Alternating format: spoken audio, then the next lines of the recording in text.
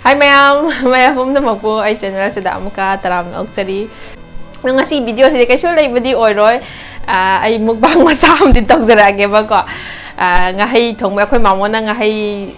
thong do gi tawri ba ko. Do ma'am mamang amagi video da ina kaino gi thagat ki ba do weight loss ki thagat ki ba do adu gi weight loss ki next video do ma'am ne am comment ta pire adu video do view so yame ma'am adu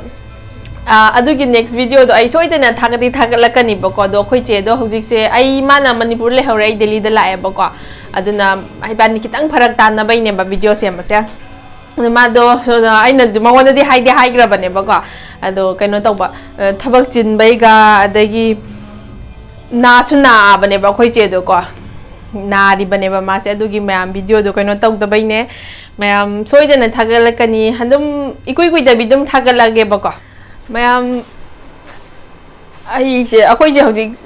ako ni hek dili da lak pa day nung yam kan na dari ba ko, ako di weather se kara kaino ta bo pula, se pising si di ma'am, matak ta pau ya da bay kang da ba sing do sila pau bay na ko, ka sik budi kara sai di.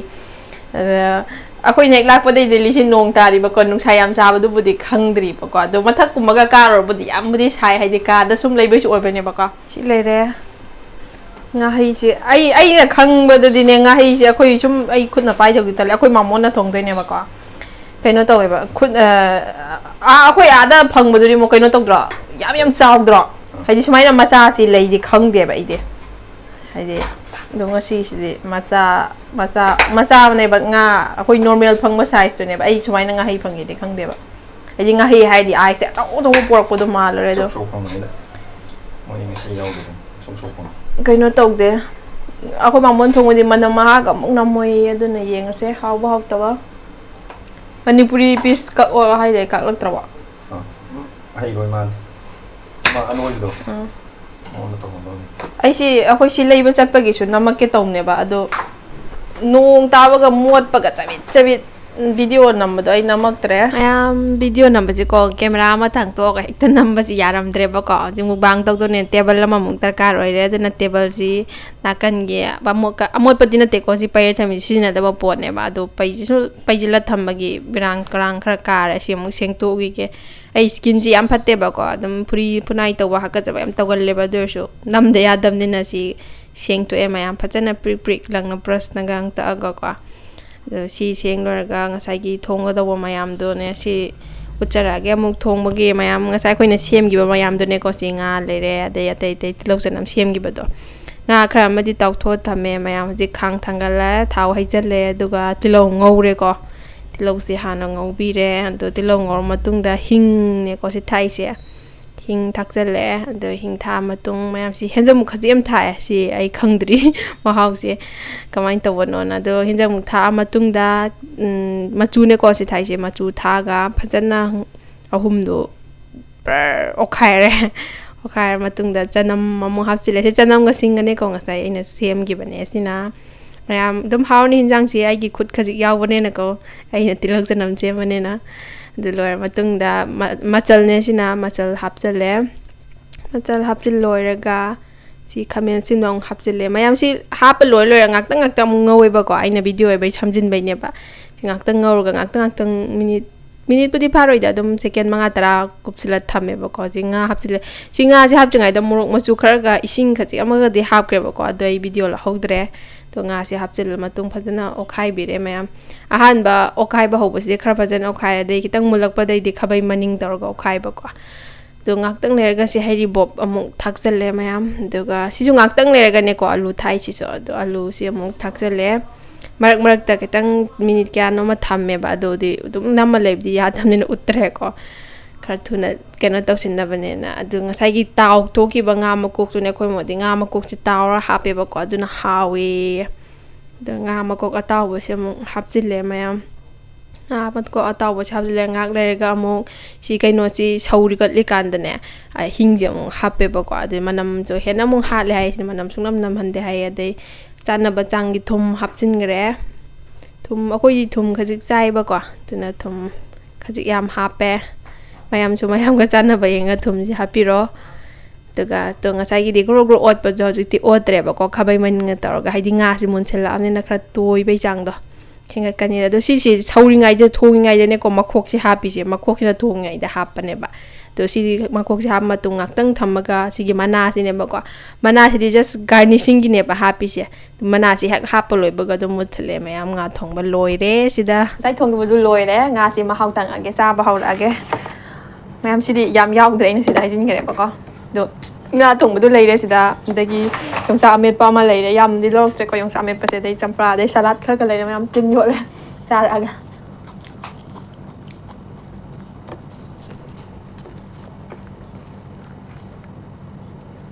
Table ꯒꯥꯡꯁꯦ ꯑꯩꯅ ꯃꯣꯏꯅ ꯅꯝꯁꯤꯜꯂ ꯊꯝꯕ ꯃꯐꯝ ꯑꯃꯗ ꯆꯤꯡꯊꯣꯔꯛꯏꯅꯦ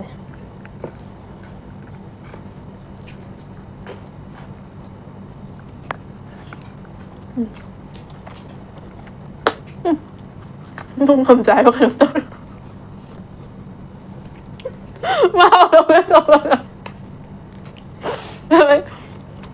ꯑꯣꯊꯣꯛꯑꯒ ꯑꯗꯨꯝ ꯁꯩꯖꯤꯟꯈ꯭ꯔꯒꯦ ꯍꯥꯎꯋꯦ ꯅꯨꯡꯗꯨꯁꯨ ꯍꯥꯎꯗꯤ ꯍꯥꯎꯋꯦ ꯉꯥꯁꯦ ꯍꯥꯟꯅꯗꯤ ꯀꯌꯥ ꯆꯥꯗꯦꯕꯀꯣ ꯉꯥꯍꯤꯡ ꯃꯅꯝ ꯀꯜꯂꯦꯅ ꯑꯗꯣ ꯉꯁꯤꯁꯦ ꯃꯅꯝ ꯀꯌꯥ ꯅꯝꯗꯦ ꯀꯌꯥ ꯅꯠꯇꯦ ꯅꯝꯗꯦ ꯑꯗꯣ ꯃꯀꯨꯁꯤꯗꯤ ꯑꯩ ꯆꯥꯅꯤꯡꯗꯦ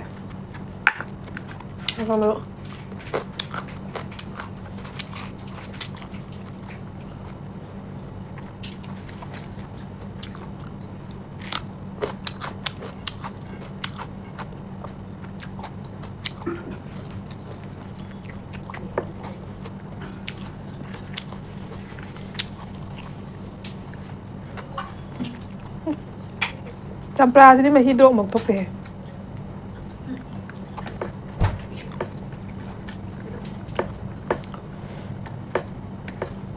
ꯆꯥꯔꯤꯉꯩꯁꯤ ꯆꯥꯅꯕꯅꯦꯅ ꯁꯦꯝꯕꯋꯣ ꯁꯥꯕꯣ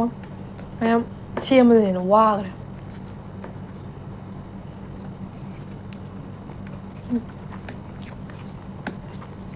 ꯍꯩꯕꯣ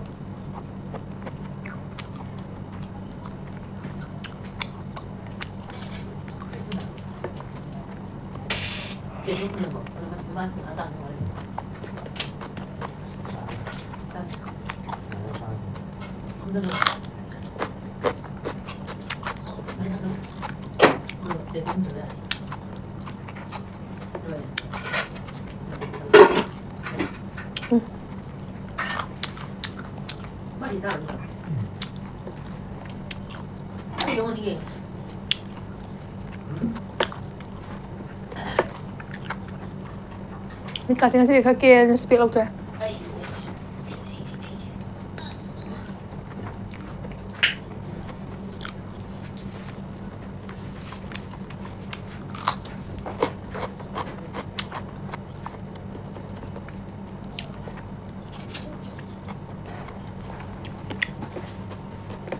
ꯎꯔꯝꯃꯤ ꯈꯔ ꯃꯈꯥꯗ ꯁꯨꯃꯥꯏ ꯀꯣꯡꯈꯠꯄꯤꯗꯣ ꯑꯗꯨ ꯑꯣꯏꯔ ꯃꯥꯜꯂꯦ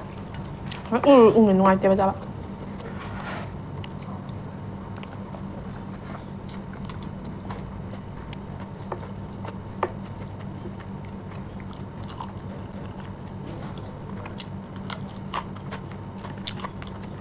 ꯍꯥ ꯃꯃꯥꯡꯒꯤ ꯚꯤꯗꯤꯑꯣꯗꯨꯅ ꯋꯦꯠ ꯂꯣꯁꯀꯤꯅꯤꯗꯅ ꯑꯩꯅ ꯋꯦꯠ ꯒꯦꯟꯒꯤꯅꯦ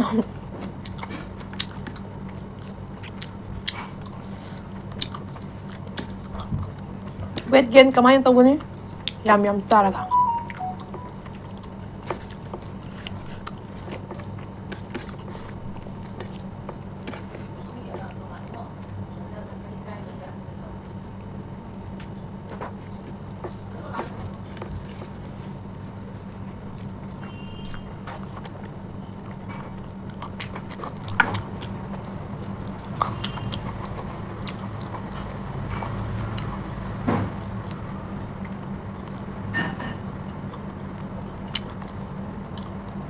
아이스크림인데 짜는데 단단나.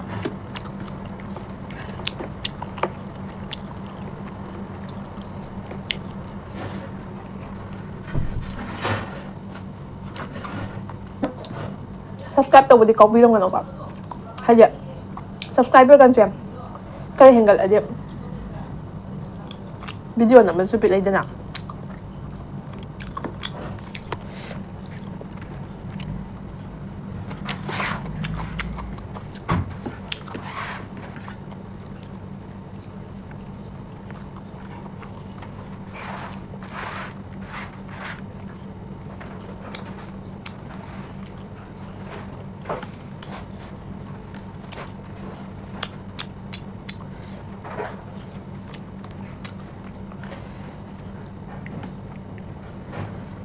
ꯌꯦꯟꯒꯨꯝꯕꯅ ꯆꯥꯕ ꯅꯨꯡꯉꯥꯏꯅꯦ ꯉꯥꯁꯦ ꯍꯥꯎꯗꯤ ꯍꯥꯎꯕ ꯑꯗꯨꯁꯨ ꯃꯔꯨ ꯊꯣꯛꯀꯃꯛꯇꯨꯅ ꯅꯨꯡꯉꯥꯏꯇꯦꯕ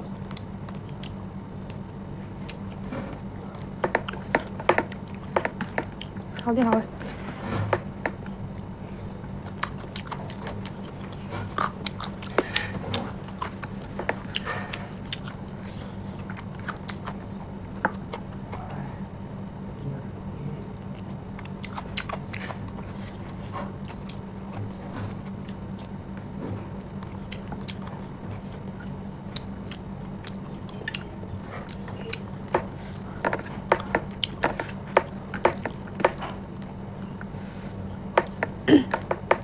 거의 핵 라코는 밑에 딜리집 농염 조리 랩드리바 누나 아 사바도 될 겁니다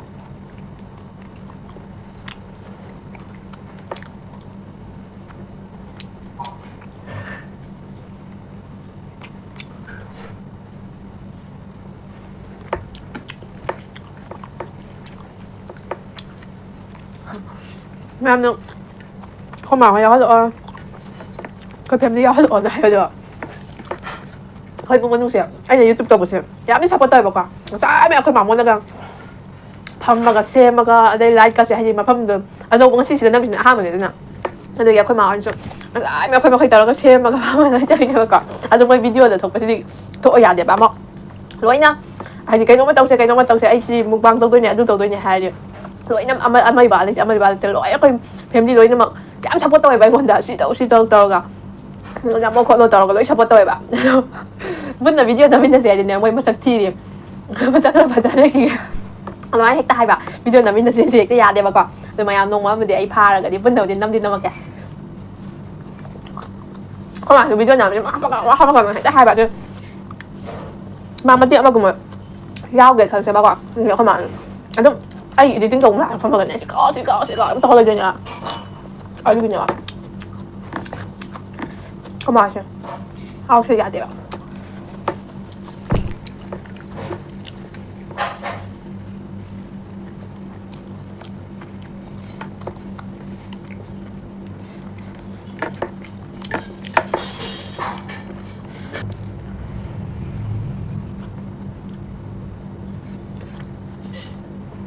！Ini bosit saling dengan kaya.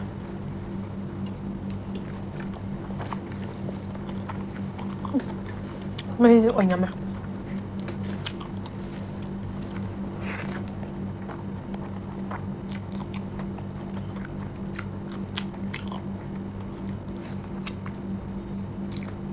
Không.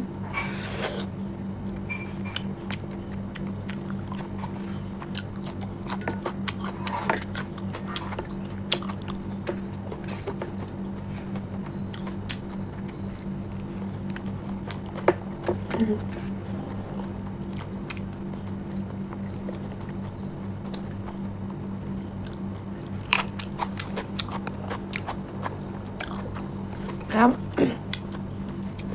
Video siya. Hasil na sila lang.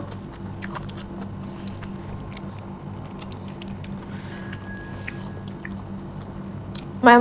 like, share, and subscribe to video có video của nó. Ở trên đó. Mà thằng video xong thằng có chơi game. Bye bye. Đi xin lagi sida.